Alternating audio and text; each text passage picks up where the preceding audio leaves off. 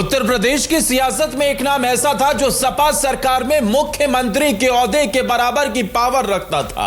एक ऐसा नाम जो सीएम नहीं था, लेकिन उसका रुतबा, उसकी हैसियत, उसका प्रभाव प्रदेश में किसी मुख्यमंत्री से कम नहीं था।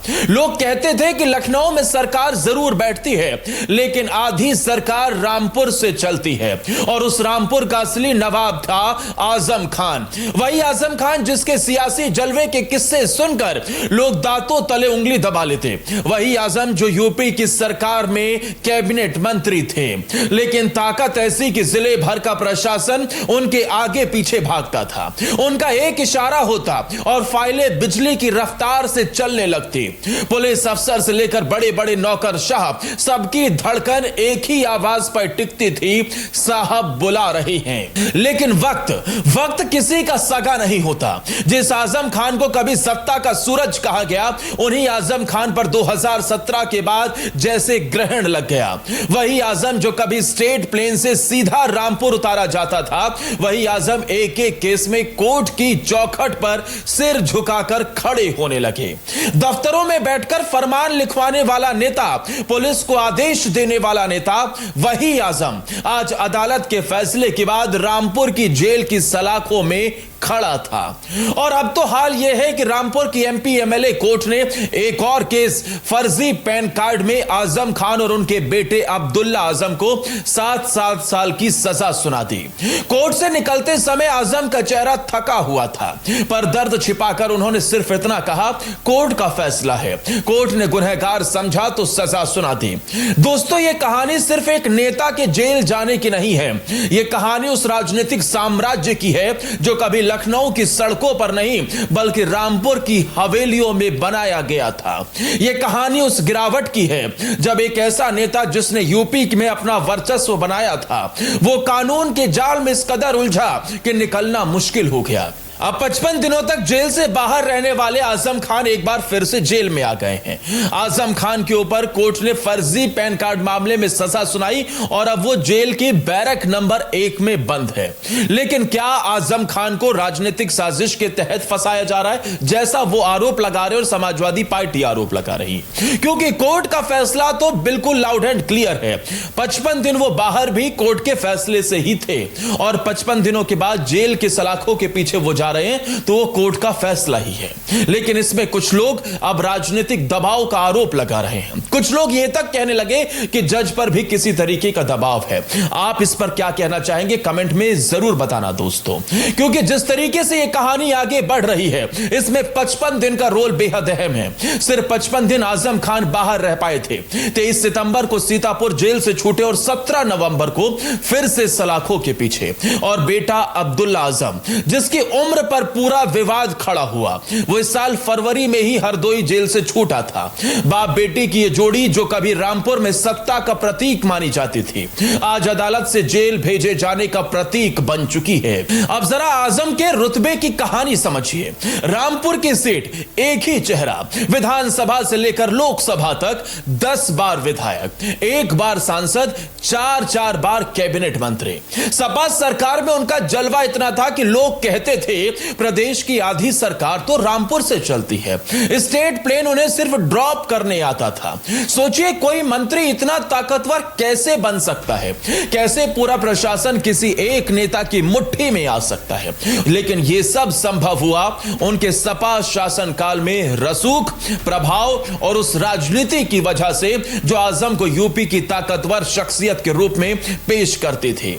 लेकिन कहानी यहां नहीं रुकती।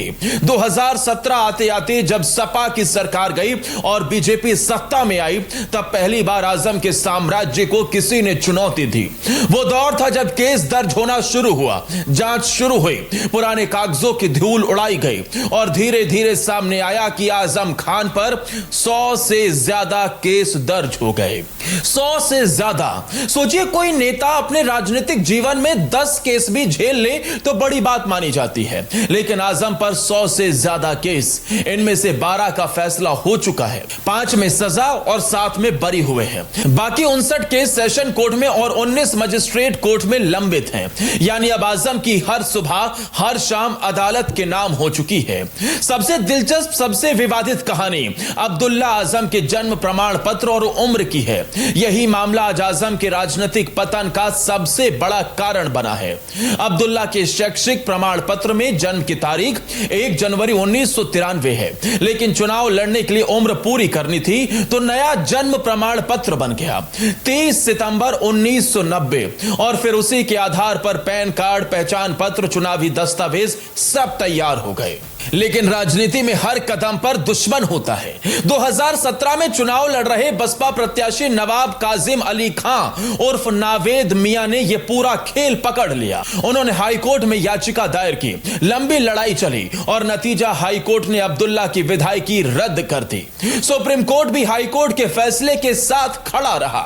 यहीं से सत्ता का ताज गिरना शुरू होता है। फिर केस दर्ज होने लगे, जन्म प्रमाण पत्र, जमीन कब्जा, भड़काऊ भाषण, सरकारी मशीनरी का दुरुपयोग, सड़क जाम, तोड़फोड़, मशीन चोरी और अब पैन कार्ड घोटाला। रामपुर के बीजेपी विधायक आकाश सक्सेना ने 2019 पे एफआईआर दर्ज कराई। शिकायत में साफ कहा गया कि 2 अलग अलग पैन कार्ड इस्तेमाल किए गए ताकि चुनाव में उम्र की कमी को छिपाया जा सके। यह सिर्फ गलती नहीं, एक पूरी साजिश बताई गई और जाहिर तौर पर यह एक साजिश थी कि कैसे अपने बेटे को राजनीति में एंटर करवाया जाए। फिर कोर्ट में ट्रायल चला और अब फैसला, आजम और अब्दुल्ला दोनों को 7 साल की सजा हुई है। यह उन सजाओं के लिस्ट में छठा केस है जिसमें आजम को जेल जाना पड़ा है। मसलन 2022 में भड़काऊ भाषण के मामले में 3 साल, 2023 में फर्जी जन्म प्रमाण पत्र के मामले में 10 साल, 2024 में जमीन कब्जे के मामले में 10 साल, 2024 में सड़क जाम 2 साल की सजा, 2024 में मशीन चोरी के आरोप में 7 साल की सजा और अब 2025 में फर्जी पैन कार्ड के मामले में 7 साल की सजा सुनाई गई है। कभी जो नेता यूपी की राजनीति का बादशाह माना जाता था, अब उसके खिलाफ अदालतों में फैसले की पंक्तियां जुड़ती जा रही हैं। और भाई, यह कहानी सिर्फ कानून की नहीं है, यह कहानी राजनीति की प्रकृति की भी है। जब सत्ता पास होती है तो नेता आसमान पर उड़ने लगते हैं, लेकिन जब सत्ता चली जाती है तो कानून के तार, न्याय व्यवस्था के दांव पेच और राजनीतिक प्रतिद्वंद्वों का हिसाब सब एक साथ सिर पर गिर पड़ते हैं। आजम के साथ भी यही हुआ। सत्ता गई तो सवाल उठे, जांचें शुरू हुई, केस खुल गए, फाइलें बाहर आ गई और राजनीति ने जिस आजम को शिखर पर पहुंचाया था, उसी राजनीति ने उन्हें गिरा भी दिया। रामपुर की गलियों में लोग कहते हैं आजम साहब जितना तेज उठे थे उतना तेज गिरे हैं और यह बात गलत भी नहीं है। कभी जो आजम प्रशासन को फोन पर दौड़ा लेते थे, आज उन्हीं प्रशासनिक कागजों ने उन्हें कैद करा दिया है। कभी जिस आजम खान की भैंस ढूंढने के लिए पूरे प्रदेश की पुलिस लग जाया करती थी, आज उसी पुलिस की वजह से आजम खान जेल की सलाखों के पीछे हैं। लेकिन एक बात और है, आजम का राजनीतिक सफर सिर्फ एक नेता की कहानी नहीं, बल्कि उस दौर की कहानी है जब एक नेता की ताकत जिले, सरकार और सिस्टम सब पर भारी पड़ती थी। आज वो दौर खत्म हो गया है। अब आजम खान अदालत, केस, सुनवाई और जेल की तारीखों के बीच फंसे हुए हैं। उनकी राजनीतिक साख टूट चुकी है। उनका बेटा जो राजनीति में नई उम्मीद माना जाता था, अब उसी सिस्टम के कानूनी जाल में उलझा बैठा है। और सपा भी इस पूरे घटनाक्रम पर खामोश है। एक ऐसा नेता जिसे उत्तर प्रदेश की सियासत में समाजवादी पार्टी का सबसे बड़ा चेहरा लंबे समय से माना जाता रहा, उस नेता से हाथ भी अखिलेश यादव ने खींच लिए हैं। आजम खान के इस मसले को लेकर नाराजगी भी खुले तौर पर देखने को मिली थी। आजम खान से जेल में जाकर मुलाकात अखिलेश यादव का ना करना, और जब बाहर आए तो आजम खान ने इस बात के संकेत भी दिए कि दूरियां हैं, नाराजगी भी बढ़ी है। आजम खान जेल से निकलने के बाद एक बार फिर से राजनीति में अपनी वापसी की तैयारी कर रहे थे। आजम इंटरव्यू की बात हो, मुलाकातों की बात हो, पार्टी मीटिंग की बात हो, लगातार सक्रिय होने लगे थे।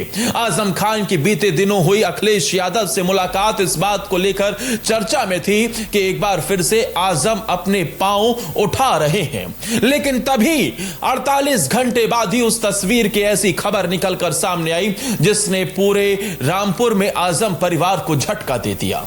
कभी अपनी पार्टी और प्रदेश में नंबर 2 की पोजीशन रखने वाले आजम खान अब राजनीति के इतिहास में एक चेतावनी भी बन चुके हैं। एक चेतावनी दोस्तों कि सत्ता चाहे जितनी बड़ी हो, एक गलत दस्तावेज, एक गलत रिश्ता, एक गलत फैसला पूरी राजनीति खत्म कर देता है।